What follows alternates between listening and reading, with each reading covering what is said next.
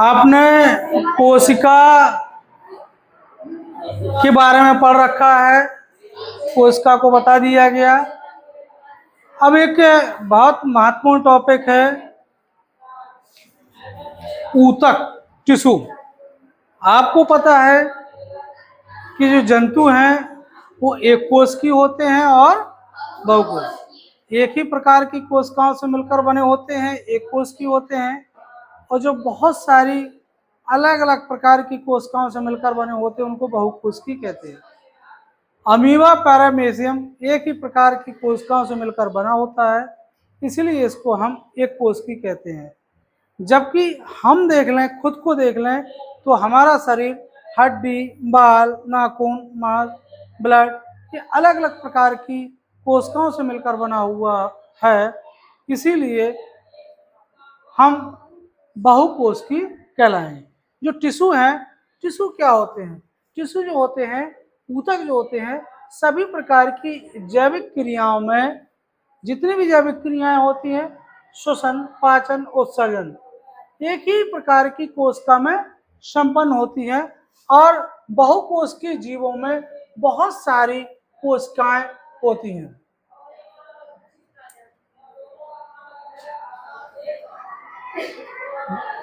विशेष प्रकार की कोशिकाओं का समूह होता है।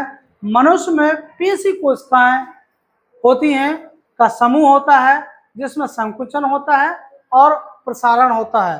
संदेशों को एक स्थान से दूसरे स्थान तक भेजा जाता है।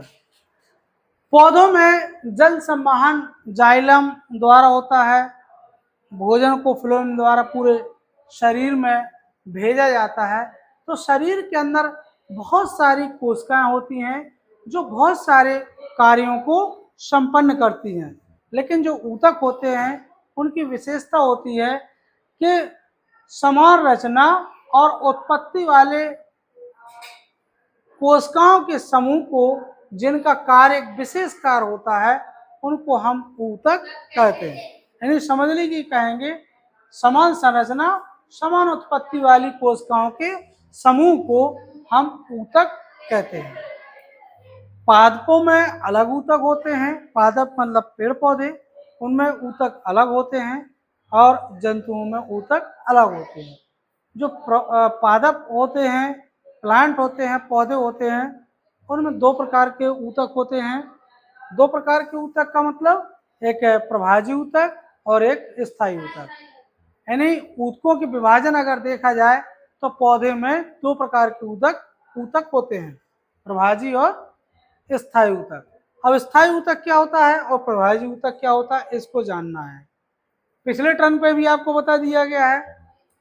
जो प्रभाजी ऊतक का मतलब है कि प्रभाजी ऊतक का जो मुख्य कार्य एक तरह से देख लें कि वृद्धि करना सबको होता है, लेकिन प्रभाजी ऊतक मुख्यतः जड़ और तने में होता है, क्योंकि पौधे की वृद्धि कहाँ होती है? जड़ से होती है। जड़ से शुरुआत होती है और फिर पौधा पुष्प, फल, फूल, पत्ते सारे निकलते हैं। जो प्रभाजी ऊतक का मुख्यतः जड़ और तने की कलिकाओं के शीर्ष भाग में होता है, जहां से वो विभाजित होता है, टूटता है, बढ़ता है, और इसीलिए उसको विभाज्य ऊतक भी कहते हैं, क्योंकि ये निरंतर बढ़ता रहता है, निरंतर विभाजित होता रहता है, और जड़ें बनेंगी तो भोजन ज्यादा बनेगा। तो ये निरंतर विभाजित होने के कारण प्रभाजी ऊतक को हम विभाज्य ऊतक भी कहते हैं। ठीक है। विभाज्य ऊतक का एक एग्जाम्पल आप देख लेंगे। प्याज लेंगे और प्याज की जड़ों को पानी में डालेंगे और फिर आप एक टेबल बना लेंगे, और टेबल के माध्यम से हम देखते जाते हैं कि आखिर जड़ों में क्या परिवर्तन हो रहा है। पहले दिन जड़ों में क्या है, दूसरे तीसरे दिन इस तरह देखते चले जाते हैं कि प्याज की जड़ों की लंबाई नापते हुए जाते हैं कि 1, 2, 3, 4, 5 दिन तक देखते जाते हैं कि प्याज के जो मूल होते हैं, ये मूल होते हैं, इनकी लंबाई में क्या फर्क पड़ता है। अगर हम 1 सेंटीमीटर काट लेते हैं तो इसके बाद दोनों की प्याज की जड़ों की लंबाई में कितना अंतर आता है उसका अवलोकन कर लेते हैं और यहाँ टेबल में लिखते जाते हैं कि कितना कटने के बाद जल में ये कैसे बढ़ रही हैं। इसका उपयोग इसका टेबल में हम बना के देख लेंगे। आपको ये प्रैक्टिकल के तौर पर दिखाया गया। इसका जब निष्कर्ष निकलता है तो पहले जार में रखी प्याज की जड़ की लंबाई में परिवर्तन क्या होता है, दूसरे जार की जड़ के अग्र सिरों को काटने के बाद जड़ की लंबाई में क्या परिवर्तन होता है। जब हम दूसरे जार में रखे प्याज की जड़ के अगले सिरे को काट देते हैं तो उसमें क्या वृद्धि होती है। तो आपको इस विभाज्य ऊतक के द्वारा पता हो जाएगा कि काटने के बाद किस तरह से जड़ें बढ़ती हैं, रुकती हैं। जो ऊतक पादप ऊतकों का दूसरा प्रकार होता है वो है स्थायी ऊतक। कौन सा? स्थायी ऊतक। स्थायी ऊतक का मतलब है नई कोशिकाओं में क्या परिवर्तन करता है, ये विभाजित होता है नहीं होता है, बल्कि स्थायी ऊतक का मतलब ये है कि ये पादप के शरीर में जब बढ़ता है तो ये अपनी विभाजन क्षमता को क्या कर देता है, नष्ट कर चुका होता है। तो इसके समूह को हम स्थायी ऊतक कहते हैं। जो कहाँ पर देखा जा रहा है, जड़, तना, पत्ती और अन्य भागों में भी हम स्थायी ऊतक को देख सकते हैं। स्थायी ऊतक जो होते हैं दो प्रकार के होते हैं, एक सरल और एक दूसरा होता है जटिल। दोनों ऊतक मिलकर बढ़ते हुए पादप का गठन करते, चाहे वो सरल ऊतक हो और चाहे वो आपका जटिल ऊतक हो, दोनों पौधे को बढ़ाते हैं। सरल ऊतक एक ही प्रकार की कोशिकाओं का मिलकर बना होता है। सरल ऊतक एक ही प्रकार की कोशिकाओं से मिलकर बना होता है। पादप निर्माण में इन ऊतकों का विशेष महत्व होता है और जटिल ऊतक एक से अधिक कोशिकाओं से मिलकर बना होता है। जैसे आपका संवहन पुल, ये देखिए आप संवहन पुल, संवहन पुल में जाइलम और फ्लोएम जटिल ऊतक जो होता है, यानी जाइलम और फ्लोएम जटिल ऊतक होते हैं। जाइलम जो होता है जड़ों में होता है और जाइलम ऊतक जड़ों से जल और खनिज लवण को पौधे के पूरे शरीर में ले जाता है और पत्तियों द्वारा प्रकाश संश्लेषण में बने हुए भोजन को पूरे शरीर में लाता है। ये जानकारी आपको रखना है कि आखिर पादप ऊतक के क्या होते हैं, कार्य क्या होते हैं। तो जाइलम होता है, जाइलम का काम जड़ों द्वारा जल खनिज लवण को पूरे शरीर में ले जाना और फ्लोएम का काम पत्तियों द्वारा प्रकाश संश्लेषण से बने हुए भोजन को पूरे शरीर में ले जाना। ये महत्वपूर्ण कार्य इनका होता है। ये तो आपको जनरली पिछले टर्म पर विधिवत समझाया गया। इसमें देखेंगे आप मुख्यतः जंतु ऊतक, यानी ऊतक दो प्रकार के हो गए, पादप ऊतक और जंतु ऊतक। पादप ऊतक दो प्रकार के होते हैं। कौन से? प्रभाजी और स्थायी ऊतक। ठीक है, प्रभाजी ऊतक जो विभाजित होता है, स्थायी ऊतक दो प्रकार का होता है, सरल और जटिल। ठीक है, जो पौधों का निर्माण करता है। जटिल ऊतकों का उदाहरण क्या है? जाइलम और फ्लोएम। अब हम समझेंगे जंतु ऊतक, प्लांट टिश्यू क्या होता है। प्लांट टिश्यू भी निम्न प्रकार के होते हैं और ये ऊतक जो शरीर और अंगों का स्तर बढ़ाते हैं। उनको देखना कि हमारा शरीर आखिर ऊतकों से मिलकर बना है और कितने प्रकार के ऊतक होंगे, किस ऊतक से हमारा कौन सा भाग बनता है। पहला है कि ये कार्य के आधार पर ऊतक कई प्रकार के होते हैं। कार्य कि आखिर कार्य क्या है ऊतक का। पहला है एपिथेलियम ऊतक। एपिथेलियम का है कि यह शरीर और अंगों का वाह्य स्तर बनाते हैं। पूरे ऊतक पूरे शरीर का बाहरी आवरण बनाते हैं, इसीलिए इसको आवरण ऊतक भी कहते हैं। यानी बाहर होने के कारण इसको क्या कहते हैं? आवरण ऊतक भी कहते हैं। इस संरचना के माध्यम से आपको दिखाया गया कि एपिथेलियम ऊतक जो होता है इस तरह से होता है। एपिथेलियम जो ऊतक होता है मुख गुहा आमाशय आंत श्वासनली फेफड़े नलिकाओं की भीतरी सतह बनाने में भी उपयोग होता है। यानी कि ये गुहा, मुख गुहा, आमाशय, इनका जो अंदर वाला स्तर होता है, भीतरी स्तर होता है, जैसे मुंह आएंगे, मुंह का जो अंदर स्तर होगा वो एपिथेलियम ऊतक का बना होता है। दूसरा है संयोजी ऊतक। संयोजी ऊतक का मतलब है संयोग से पता चल रहा है, यानी संयोगी ऊतक का जो जोड़ने का काम करते हैं, संयोग का काम करते हैं, उन्हें संयोजी ऊतक कहते हैं। ये ऊतक सहारा प्रदान करते हैं। अस्थि और रक्त आदि एक प्रकार के संयोजी ऊतक होते हैं। यह एक दूसरे को जोड़ने में मदद करते हैं और ऊतकों के रिक्त स्थानों को भरने में दृढ़ता लाने में भी ये मदद करते हैं। जो संयोजी ऊतक होते हैं वो भी कई प्रकार के होते हैं, मुख्यतः 3 प्रकार के। अंतरालीय ऊतक, अस्थि उपस्थि या रक्त ऊतक, 3 प्रकार के संयोजी ऊतक होते हैं।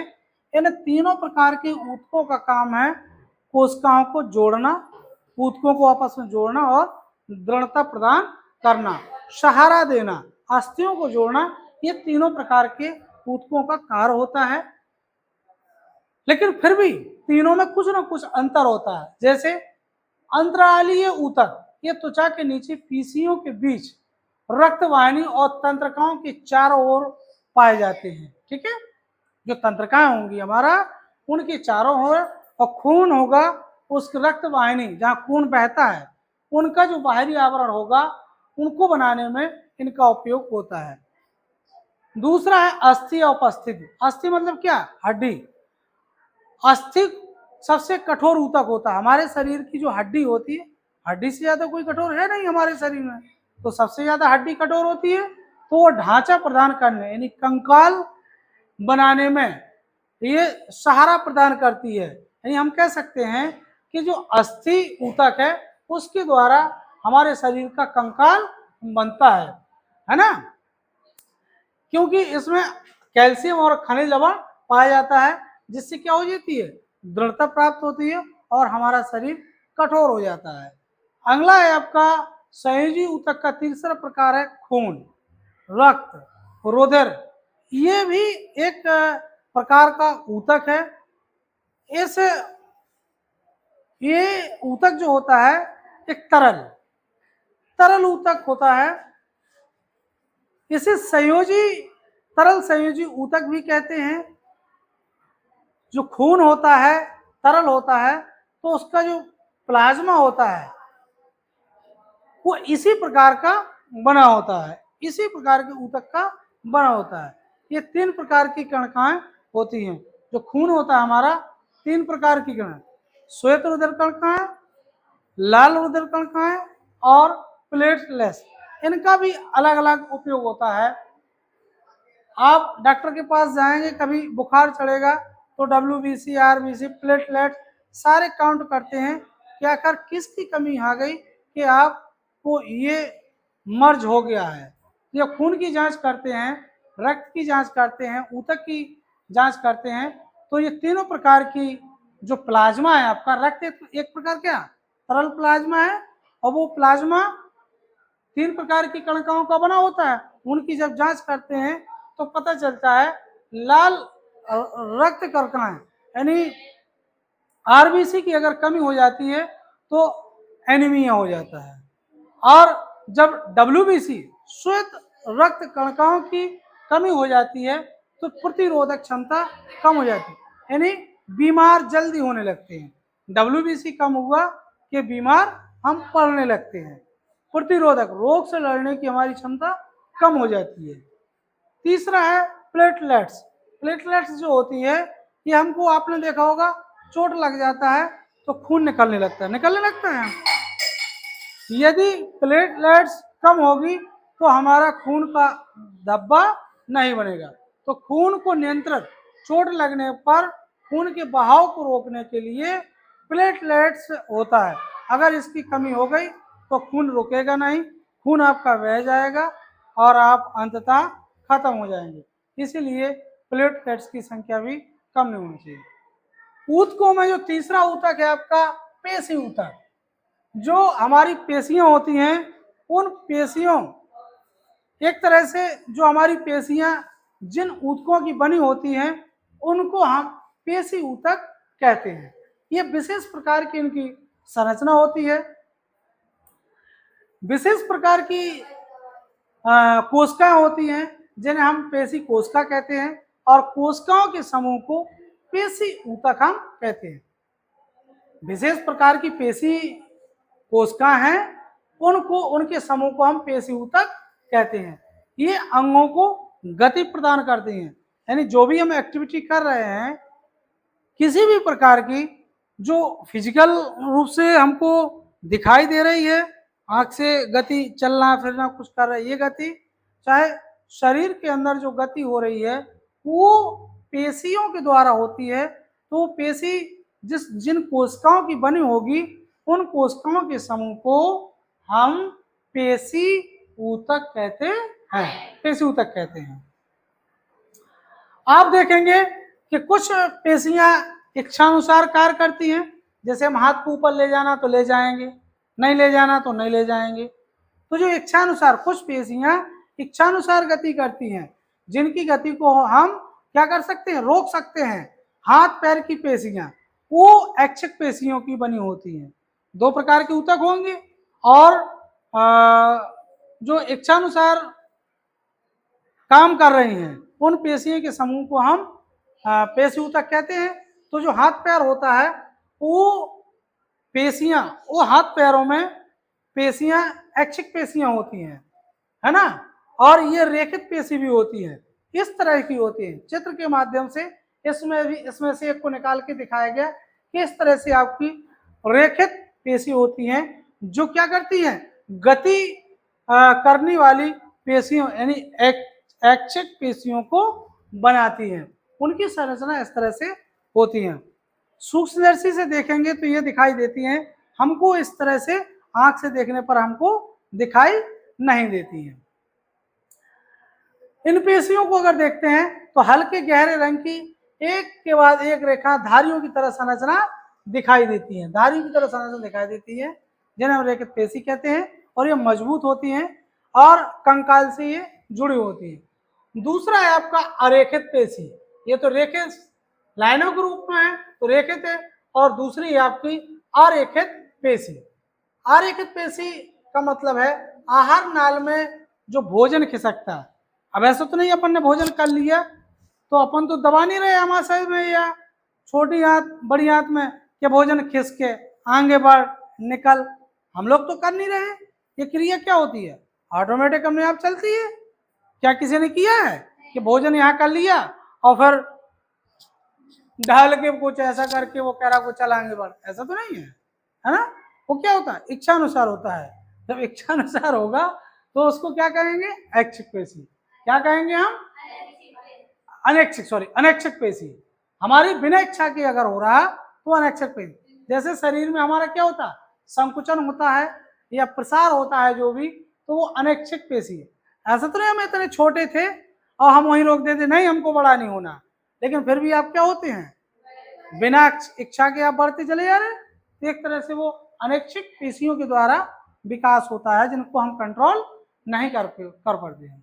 इनकी हम गति को ना तो रोक पाते हैं और ना प्रारंभ कर पाते हैं, वो अनैच्छिक पेशियां कहलाती हैं। मूत्र वाहिनियां में भी ये पेशियां पाई जाती हैं। इनकी कोशिकाएं लंबी और सिरा नुकीला होता है, अरेखित पेशी भी कहते हैं। ये पेशियां जो आप देख रहे थे ये है अरेखित पेशी, नुकीला भाग जो होता है ये। हृदय की पेशियां देखेंगे आप, जो जीवन भर एक लयबंध, लय का मतलब क्या है, निश्चित समंतराल के बाद वो गति करती हैं, लयबंध तरीके से प्रसार करती हैं, संकुचन करती हैं। यह रचना में रेखी पेशी की तरह मजबूत होती हैं, लेकिन कार्य में अनैच्छिक होती है। यानी बनावट इनकी देखेंगे तो रेखित पेशी की तरह होगी, लेकिन इनकी कार्य करने की क्षमता जो होती, कार्य करती हुए, वो अनैच्छिक होती है। क्योंकि रेखित कैसी होती है, ऐच्छिक होती है, और अनैच्छिक पेशी कैसी होती है ना, अनैच्छिक होती है। तो लेकिन अरेखित होती है, लेकिन संरचना और कार्य इनकी कैसे आती है, अलग अलग हो जाती है। इसके बाद है तंत्रिका। तंत्रिका जो जंतु ऊतक है, जंतु ऊतक का चौथा प्रकार है तंत्रिका ऊतक। तंत्रिकाएं इस तरह की होती है, यानी हमारा जो शरीर है तंत्रिकाओं से मिलकर बना होता है। ठीक है, जो भी हम करते हैं, खड़े होते हैं, वो तंत्रिकाएं हैं। तंत्रिकाओं का मुख्य कार्य है उद्दीपनों को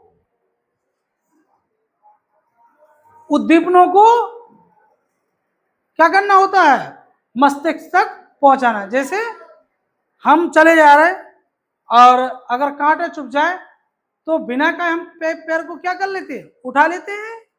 अगर बोर्ड पे हम ऐसा हाथ चला रहे हैं और अगर कोई इसमें खुरदरापन नुकीला होगा तो हम क्या कर लेंगे, हाथ को झटक लेंगे, है ना।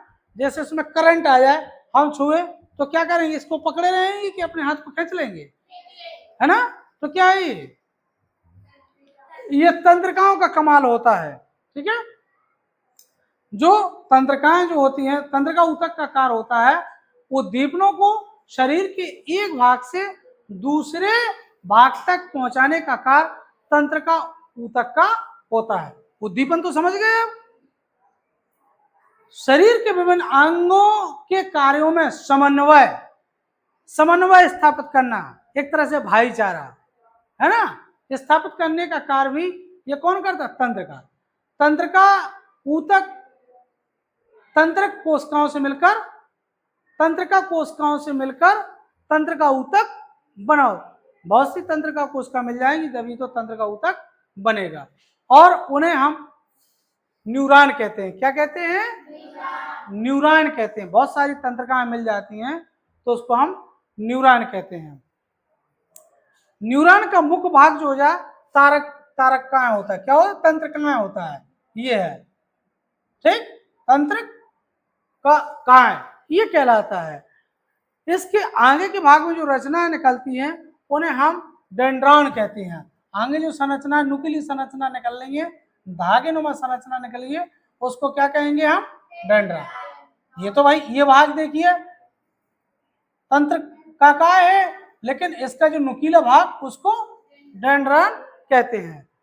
इसका जो मोटा लंबा छोर शाखित होता है उसको हम डेंड्रॉन कह रहे हैं, इसीलिए इसको तंत्रिक काक्ष एक्सॉन भी कहते हैं। तंत्रिका में एक स्पष्ट केंद्रक न्यूक्लियस होता है, दिख रहा है ये। इसमें जो तंत्रिक काय होती है, कोशिका होती है, उसमें एक केंद्रक होता है, और ये केंद्रक किसके संपर्क में होता है, दूसरी कोशिका के डेंड्राइट के संपर्क में रहता है, और इस प्रकार से तंत्रिकाओं का जाल बना होता है। मस्तिष्क तथा रीढ़ रज्जु भी तंत्रिका ऊतक से बने।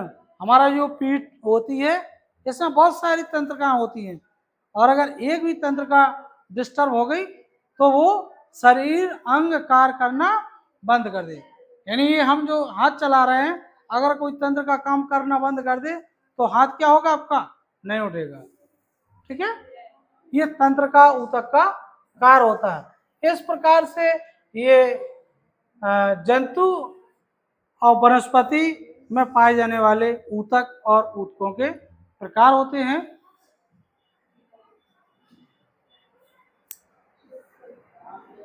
अगले वीडियो में आप देखेंगे तंत्रिका तंत्र, मस्तिष्क, रीढ़ रज्जु, इनका कार्य और अंतःस्रावी ग्रंथियां, मुख्य रूप से अंतःस्रावी ग्रंथियों के कार्य संरचना के बारे में अगले नेक्स्ट वीडियो में।